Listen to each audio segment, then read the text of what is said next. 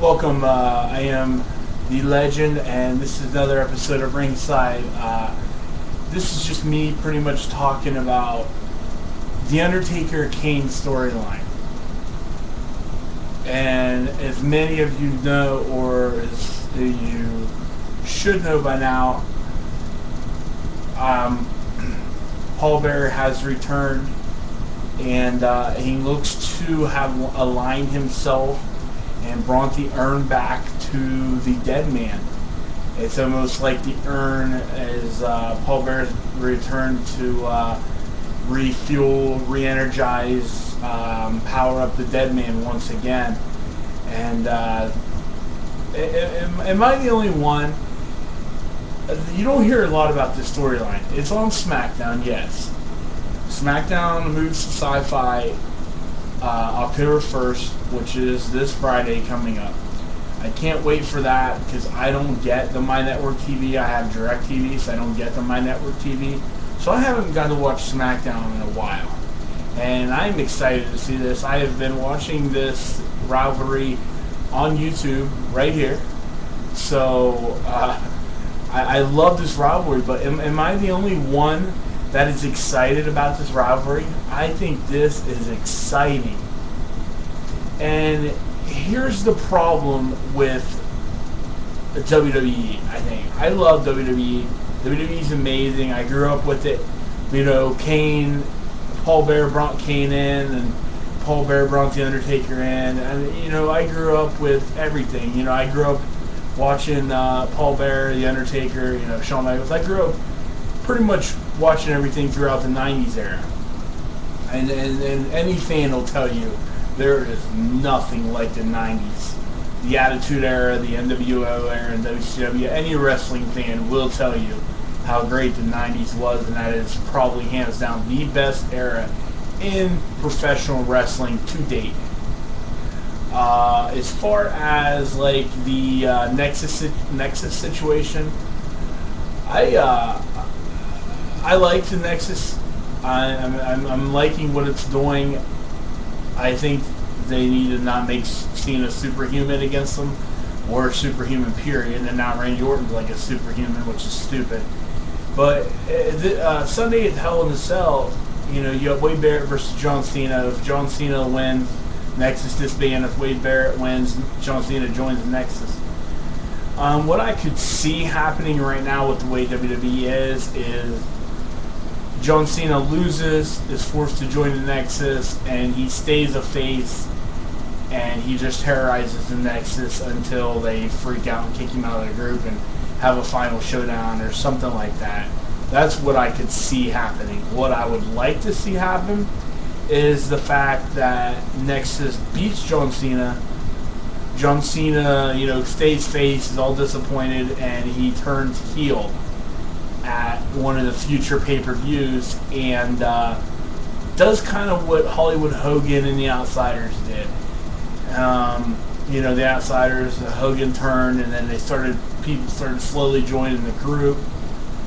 I would not mind seeing Cena turn heel and join the Nexus and lead with Wade Barrett, and them just become the next NWO. I mean, that's a very good possibility if they play the cards right. So we'll wait to see on that. Got a little bit off topic. Back to the Kane and Undertaker rivalry. Paul Bearer returns. Looks like he gives Taker his power back. My thing is this.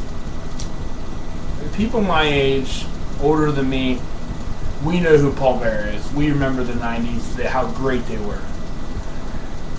Wrestling is PG for the kids pretty much now, until Linda McMahon's hurry up and she either wins a senator spot or she doesn't win a senator spot, whatever it may be. Either Linda McMahon, Vince McMahon, president. That's what I like to see. But anyway, that's another topic for another day. We know what the Attitude Era was. Kids nowadays, we're bringing Paul Bearer back, but kids probably don't really know who Paul Bearer is. They don't remember the epic debut of Kane and ripping the cell off of ripping the cell door off the cell, and Tombstone and The Undertaker in the first ever Hell in a Cell Bad Blood pay-per-view match between Shawn Michaels and The Undertaker. How many kids really recognize that? I don't know what the kids know, but I don't think they really know who Paul Bearer is, just because this should be like, I don't think this return's getting the credit it should get. This is a huge return. This is awesome. This makes his storyline like amazing. You know, it's up here, it's off the screen. This return is just amazing, I think, and it makes the storyline even more exciting. Kane, Undertaker, very, very exciting. I enjoy it very much, and I just don't think it's getting the credit it deserves. Now, is this storyline winding down to where this is going to be The Undertaker's last run? What do you guys think? Do you think The Undertaker is retiring? Bottom of the screen, go ahead and comment. Is this The Undertaker's last run? Is he going to retire this WrestleMania? If Taker does retire, what I would like to see, comment at the bottom of the screen. Let me know if you agree with this, you know. But if Taker does retire, I would like to see where Kane beats him down. Kane just, you know, goes nuts. Kane, if his streak is ended at WrestleMania, Kane is the one to do it. If it's not ended at WrestleMania, then still Kane is the one to retire. I think Kane needs to absorb The Undertaker's powers, retire The Undertaker once and for all. Maybe Paul Bearer turns on The Undertaker and gives Kane all the power, and then Kane rules the WWE for the next 10 years. I would like to see that. I mean, if Taker's going to retire, there's no point. You know, let's not make it old-fashioned. You know, we give Shawn Michaels a loss to end his 25-year wrestling career. Then we should not make The Undertaker like, I mean, he's already on top.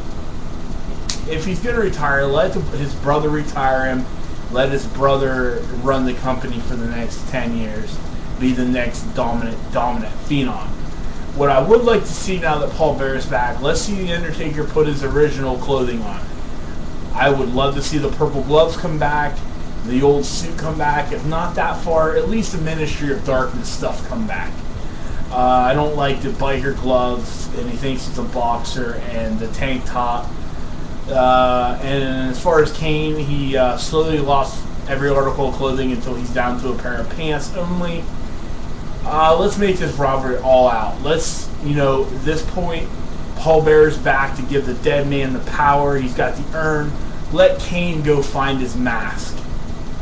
Let Kane put the mask on and regain the power that Kane once had when he was the big red machine, the big red monster, fire and brimstone. It's Kane. Let the mask come back. Let the Undertaker's outfit come back. Let Kane retire The Undertaker and continue to wear the mask throughout the rest of his career and possibly wear the championship for the rest of his. I would not mind seeing Kane not lose this world title until he retires. Why not? We give John Cena the belt 35 times in a 5-year period of time. Why not? Stone Cold Steve Austin, 5-time world champion. Shawn Michaels, 4-time world champion. And John Cena, how many? In 5, 6, 7 years? It's a little bit ridiculous considering Kane, this is only his second world title reign. And his first one lasted a 24-hour period of time when he lost it to the following night on Raw to Stone Cold Steve Austin after he beat Stone Cold in the first blood match. Let's let Kane wear the belt for a long, long time. Let's get John Cena, turn him heel, let him and the Nexus do their thing, do a takeover. Let's get this thing going the right way, Vince McMahon. Let's bring WWE, let's fall that PG rating off, and let's get the TV 14 back up there, TVMA, whatever you want to call it. Let's get it backed up there. I am the legend. Comment on my video here. That's all I have to say about Kane and Undertaker feud.